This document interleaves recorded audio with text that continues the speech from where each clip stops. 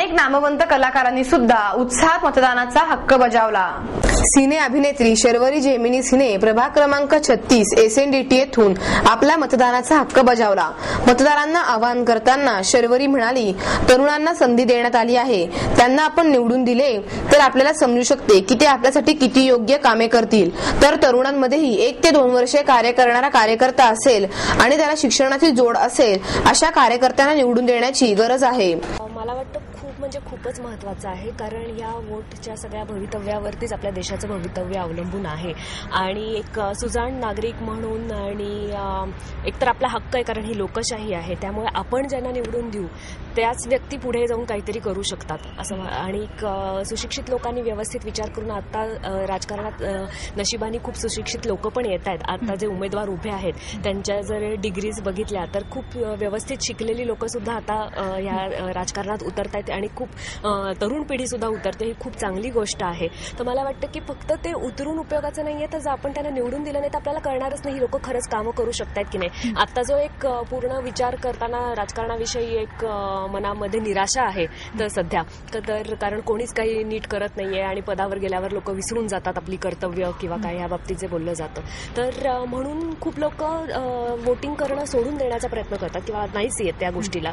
पण मला असं वाटतं की तो एक तर आपला हक्क आहे आणि आपणच जर ते बदललं नाही आणि वेगळ्या लोकांना आणलं नाही आणि जर आपल्याला समजायला लागलं की अरे नाही ही लोक करतायत काम किंवा काय, तर तोपर्यंत हा विश्वास निर्माण होणार नाही। हे दोन्हीकडनं आहे। राजकीय नेत्यांनी किंवा ज्यांना यायचंय पॉलिटिक्समध्ये त्यांनीही आपली जबाबदारी ओळखली पाहिजे आणि ही नागरिकाचीही जबाबदारी आहे की आपण ज्याला निवडून देतोय तर ते विचार करून एकतर निवडणं, पण ते देणं, मत देणं हे खूप महत्वाचं आहे। त्याच्यावरच आपल्या देशाचं भवितव्य आहे। त्यामुळे मी तर मतदान करतेच काही झालं तरी। माझं म्हणणं तुम्ही मॅनेज करू शकता ही गोष्ट, तुम्हाला आधी कळलेली असते एक तर तारीख आणि अक्षरशः 5 मिनिटाचं काम आहे सगळं मिळून। त्यामुळे कुठेही त्याच्यामध्ये असं जर असेल की 15-20 दिवसाचं तुमचं शेड्यूल कुठेतरी खूप लांबच लागलंय आणि ते तुम्हाला शक्यच नाही, सलग आहे किंवा काय, तर मी समजू शकते की तुम्हाला पर्याय नसतो त्या गोष्टीला। पण अदरवाईज जर तुमचं छोटे मोठे शोज असतील किंवा दुसरीकडे हे करायचं तर तुम्ही नक्की यातनं वेळ काढू शकता आणि तो प्रत्येकाने काढला पाहिजे, कारण ही आपली जबाबदारी आहे, नाही तर आपला देश कधीच सुधारणार नाही। हा म्हणजे बोलवण्याचा प्रकार तर आता सध्या खूपच झाला, ज्याला शक्ती प्रदर्शन आपण म्हणतो। आणि खऱ्या अर्थाने बघायला गेलं तर कलाकार म्हणून, सेलिब्रिटी म्हणून कित्येक सेलिब्रिटीजचा सुद्धा त्याच्यामध्ये वापर करण्यात येतो या शक्ती प्रदर्शनासाठी की आम्ही या सेलिब्रिटीला आणलं, आम्ही त्या सेलिब्रिटीला आणलं। मी स्वतः प्रचाराला जात नाही, रॅलीमध्ये मी कुठलाही जात नाही, कारण मला असं वाटतं की सेलिब्रिटींवर विश्वास जर नागरिक ठेवणार असतील तर ती सेलिब्रिटीची ड्युटी आहे की आपण ज्या प्रचाराला जातोय तो खरंच काम करतोय का आपल्याला मानधन मिळतोय म्हणून आपण जातोय। तर मला स्वतःला किती मानधन मिळणार असेल तरी मी प्रचार किंवा रॅलीमध्ये उतरत नाही, कारण मला असं वाटतं की आज ह्याची केली उद्या त्याची केली याला अर्थ नाही। मग तुम्ही कोणाला तरी एका बरोबर लॉयल राहत नाही किंवा तुम्हाला त्या व्यक्तीचं माहिती नाहीये कसं काम आहे, तुम्ही फक्त तुमचा एक जॉब म्हणून किंवा तुमचा अर्थार्जनासाठी म्हणून त्या गोष्टीकडे बघताय, पण लोक तुमच्याकडे विश्वासाने बघत असतात। ह्याचा कुठेतरी सेलिब्रिटीजनी पण विचार केला पाहिजे, पण ते प्रत्येकाचं मत आहे। म्हणजे हे माझं इंडिव्हिज्युअल मत आहे, असं काही त्याच्यामध्ये मी हे योग्य हे अयोग्य असं कधीच बोलायला जाणार नाही।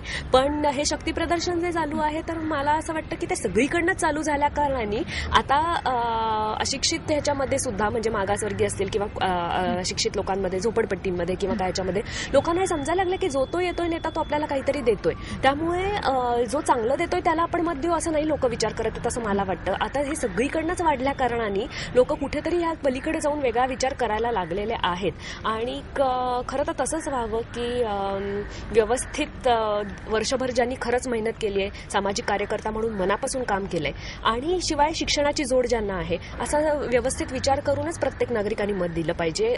जे कोण पैसे वाटतंय किंवा काय, कारण श्रीमंतीवरती तुमचं हे ठरत नसतं आणि त्याच्यावरती देशाचंही भवितव्य ठरत नसतं। तर समाजाविषयीची आस्था मनात असणं, ती सेन्सिटिव्हिटी असणं राजकीय नेत्याच्या मनामध्ये हे खूप महत्वाचं आहे। भांडारकर रोडवरील बालशिक्षण शाळेत ज्येष्ठ अभिनेते मोहन आगाशे यांनीही आपल्या मतदानाचा हक्क बजावला, तर गायक सलील कुलकर्णी प्रभाग क्रमांक 33 हॅपी कॉलनी येथून आपला हक्क बजावला। ज्याप्रमाणे क्रिकेटमध्ये उत्साहाने आपण वेळ देतो किंवा ज्या प्राऊड फिलिंगने आपण जनगण म्हणतो, त्याचप्रमाणे आपण मतदानही प्राऊड फिलिंगने मतदानाला जाण्याची गरज आहे, असे सलील कुलकर्णी यांनी सांगितले। तसेच पालकांनी आपल्या मुलांना मतदानाचे महत्त्व सांगण्याची गरज आहे, असेही ते म्हणाले। जी मंडळी घरी बसून नुसतं पेपर वाचून आपण म्हणतो ना की हे बदलायला पाहिजे, हे असं घडायला पाहिजे, हे रस्ते बरे नाही, तर आपल्या हातात एवढं तर आहे की तुम्ही बदलण्यासाठी एक थेंब तर तुमचा असू शकतो त्या समुद्रामध्ये, आणि ते जितकं जनगणमन म्हणताना तुम्ही प्राऊड फील करता, जितकं इंडियाची क्रिकेट मॅच बघितल्यावर तुम्ही नाचता, त्याच प्राऊड फिलिंग तुम्ही वोटिंग पण करायला पाहिजे. तर तुम्ही लायक आहात स्वतःला इंडियन म्हणा. मला खरं सांगायचं तर कॉमन मॅनसाठी हे फार अवघड आहे बघणं की कोण योग्य आहे आणि कोण. तर मला असं वाटतं की ते शेवटी त्या व्यक्तीसापेक्ष पण खूप वोटिंग होतं, कारण एखाद्या व्यक्तीशी तुमचं नातं असतं, कामाच्या निमित्ताने असतं, त्या व्यक्तीची भेट झालेली असते पर्सनल. तर मला असं वाटतं की नागरिक पुरेसे हुशार असतात, त्यांना माहिती असतं. आता त्यातून ह्या प्रकारे लुभावण्याचे किंवा जर काही वाटप काल परवामध्ये झालं असेल तर या गोष्टी अशा आहेत की या आपल्या सिस्टीममध्ये इतक्या खोलवर गेल्यात की देणाऱ्याला पण वाटायला पाहिजे आणि घेणाऱ्याला पण तितकंच वाटायला पाहिजे. आपण फक्त देणाऱ्याला दोष देतो की वाटले, पण घेणाऱ्यांनी पण घेतलं हेही तितकंच भयंकर आहे असं मला वाटतं. की तुम्ही एक TV घ्याल किंवा एक 2 व्हीलर घ्याल, पण ती 2 व्हीलर घेऊन तुम्ही रस्त्यावर कुठला चालणार, शेवटी तिथे खड्डे असतील तर तुमच्या त्या मिळालेल्या 2 व्हीलरचा पण उपयोग नाही असं वाटतं. त्यामुळे त्या 2 दिवस तुम्ही काहीतरी 2 दिवसाचे पैसे घेऊन खुश होण्यापेक्षा थोडा लॉंग टर्म विचार करायला पाहिजे सगळ्या आपल्या मित्रांनी.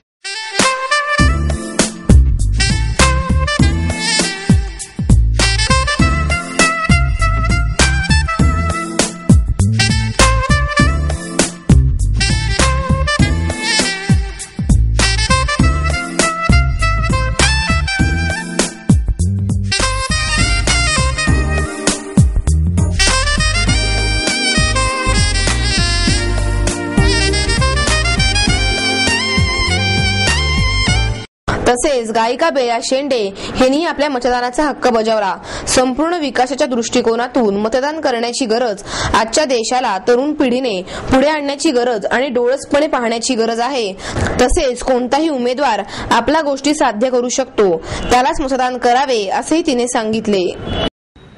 मला असं वाटतं की आजचा दिवस हा सर्वात जास्त महत्त्वाचा नागरिकांसाठी आहे की त्यांनी आपण दरवेळेला म्हणतो की मतदान झालं पण बदल काहीच झाले नाही, हे झालं नाही, ते झालं नाही. आपण सारखे इतरांना किंवा सगळ्या उमेदवारांना दोष देत बसतो.